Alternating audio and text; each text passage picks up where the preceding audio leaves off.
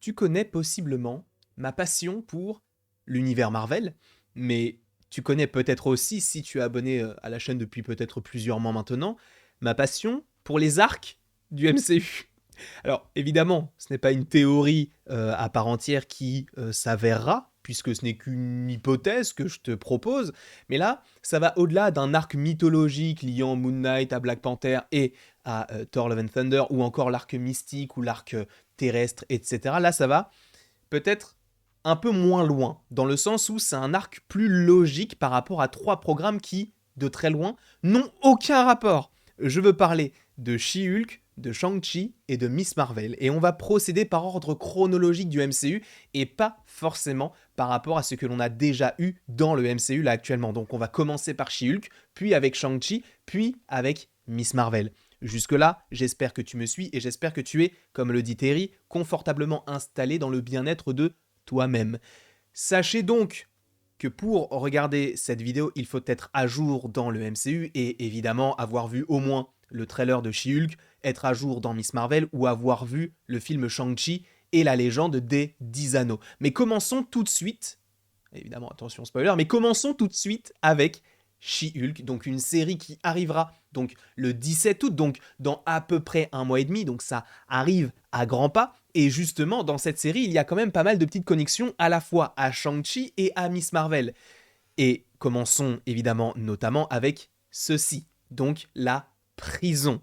Une prison, et ça on peut en parler actuellement, qui est présente dans l'épisode 4 de Miss Marvel avec justement la même prison mais des années plus tard, puisque là dans Miss Marvel on voit qu'elle est beaucoup plus avancée, sachant que Miss Marvel se déroule possiblement en 2025, là où la prison dans She-Hulk, enfin en tout cas la série plutôt dans She-Hulk et donc là la prison, on est plus aux alentours de 2023, peut-être même un petit peu avant. Donc ce sont les prémices et de toute façon là, de chaque côté, on voit que c'est toujours un petit peu en construction. Là où on est clairement dans Miss Marvel sur une prison qui est totalement établie.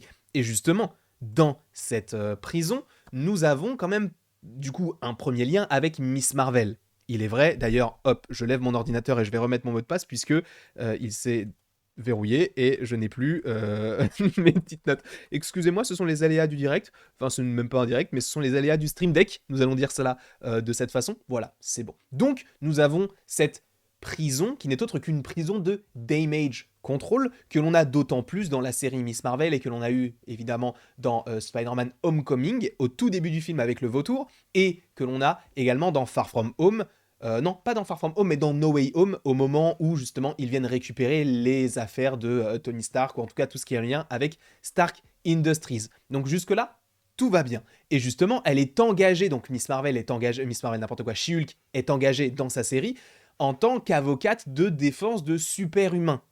Donc, on parle de super-héros ou en tout cas de personnages qui ont des super-pouvoirs. Et c'est notamment le cas d'un personnage du nom de Emile Blonsky, donc joué par Tim Ross, si je ne dis pas de bêtises, que l'on avait déjà vu dans l'incroyable Hulk en 2008. On n'avait pas réellement de nouvelles par rapport à ce personnage, jusqu'à un certain film, et on va y venir bien évidemment. Mais dans She-Hulk, et ça ce sont des images du trailer, on a donc le personnage d'Emile Blonsky qui est enfermé dans une prison, et vous voyez, les néons rouges vont nous intéresser. Alors on en a déjà parlé, mais là c'est plus un récapitulatif de toutes les connexions qui existent entre She-Hulk, Shang-Chi et la série Miss Marvel. Mais évidemment, ce personnage n'est autre que l'Abomination. Et si vous vous en doutez, enfin si vous en doutiez plutôt, l'acteur joue l'Abomination. Nous avons l'Abomination dans She-Hulk. Et en plus de ça, on a les mêmes néons rouges de l'autre côté, vous le voyez sur la gauche de votre écran. Donc concernant She-Hulk, on a premièrement la prison, qui peut être liée à Miss Marvel. Et ensuite, nous avons donc un détenu qui n'est autre que l'Abomination, que l'on a vu dans la série, ou plutôt non, dans le film Shang-Chi et la légende des 10 anneaux, puisque oui, nous avons le personnage de l'Abomination dans ce film qui affronte notamment le personnage de Wong qui, selon de grosses sources, serait dans la série She-Hulk. Donc c'est un indice supplémentaire concernant la connexion entre tous ces programmes, sachant que lorsque Wong et l'Abomination finissent de s'entraîner, entre guillemets, ou en tout cas de se battre, et que Wong gagne, Wong raccompagne le petit Abomination, le petit Emile Blonsky, dans ce que l'on peut s'apparenter à une sorte de cellule. Et vous voyez que du coup, cette cellule, avec les traits rouges, c'est tout simplement la même cellule qu'il y a dans la série She-Hulk. Donc, est-ce que la série She-Hulk se déroule avant Shang-Chi? Bien évidemment, en tout cas cette scène-là, bien évidemment, puisque Shang-Chi, je crois qu'on est aux alentours de mai 2024, là où, comme je vous l'ai dit, She-Hulk se déroulerait en partie durant les années 2018-2023, sachant qu'on pourrait possiblement aller un petit peu plus loin, mais c'est une idée que je te propose, et voilà. Donc, on retrouve l'Abomination dans Shang-Chi, et il est notamment dans sa petite cellule, et on a Wong qui aussi fait le lien avec She-Hulk puisqu'il serait dans la série. Mais allons un petit peu plus loin, puisque dans le film Shang-Chi, nous avons le paysage, ou plutôt que dis-je, la dimension entre guillemets Talo. Donc c'est une sorte de monde entre guillemets parallèle à la Terre, mais qui est sur Terre, mais où tu dois passer une sorte de passage mystique pour y accéder. Et on est donc sur Talo. Donc sur cette terre, nous avons donc beaucoup de légendes asiatiques, nous avons des dragons, ce genre de choses, et ce sont des choses qu'on ne peut pas trouver dans notre vie à nous. C'est évident, vous le savez. Mais le fait est que c'est une sorte de dimension à part à la Terre, mais elle est sur Terre. Et ce qui est très intéressant, c'est que dans la série Miss Marvel, on te parle d'une forme de vie qui s'appelle donc les djinns qui vivent dans la dimension Noor. Une dimension où justement à l'époque, sans forcément avoir connaissance de tout ce qui se déroule dans Shang-Chi, on peut se dire bah c'est la seule dimension. Sauf que dans l'épisode 4, on te dit très clairement, la dimension Noor n'est qu'une dimension parmi tant d'autres sur Terre.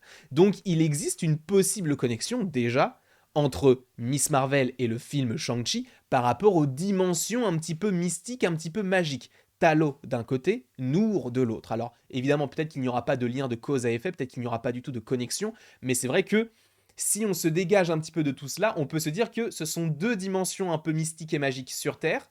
Donc en réalité, sachant que dans l'épisode 4, on te dit qu'il y a plusieurs dimensions un petit peu de ce style-là, pourquoi ne pas imaginer une dimension qui soit un petit peu connexe, entre guillemets, à Talo? Pourquoi pas? Peut-être que je vais trop loin, mais pourquoi pas? Évidemment, également dans Miss Marvel, nous avons la prison.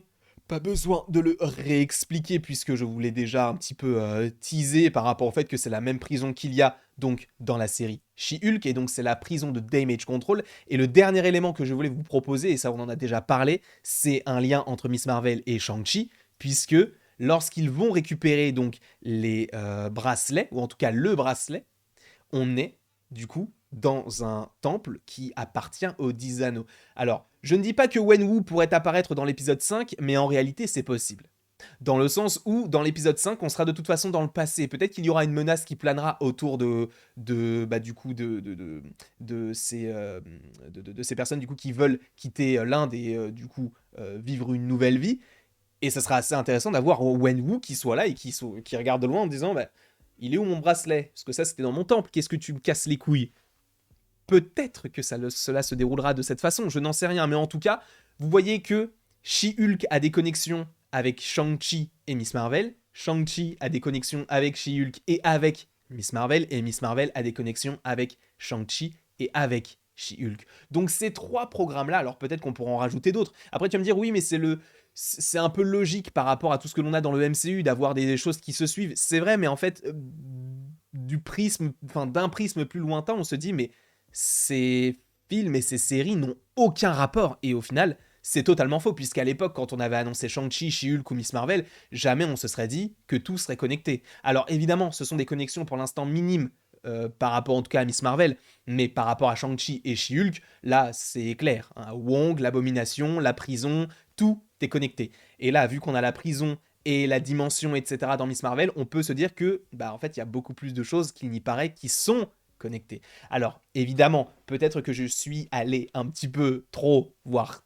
très très très très très très loin, mais en réalité, par rapport à tous les arcs que j'ai pu faire sur la chaîne, j'ai l'impression que c'est le plus logique. Alors ce n'est pas réellement un arc qui aura un nom, genre l'arc magique, mystique, terrestre, non, c'est l'arc She-Hulk, Shang-Chi, Miss Marvel. C'est tout. Et ça va être assez intéressant, et c'est pour ça que j'attends de plus en plus la série She-Hulk, qui pour moi va réserve son lot de surprises. Je pense qu'il va y avoir quand même pas mal de petites choses plutôt intéressantes, alors hormis les caméos, mais il va y avoir beaucoup d'explications. Est-ce qu'on aura la mention des accords de Sokovie? Est-ce que les super-héros seront toujours des super-héros? Est-ce qu'il y a d'autres super-héros qui sont donc enfermés dans cette prison? Ça, on en parlera dans une autre vidéo, sachant qu'on avait déjà fait un petit peu la même chose pour le Raft, mais là, on va imaginer d'autres choses.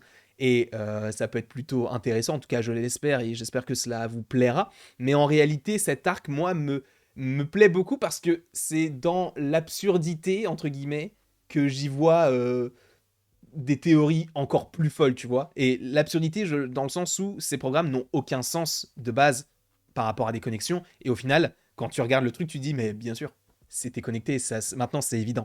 Et je trouve ça juste génial de connecter des programmes qui, au premier abord, ne sont pas connectés.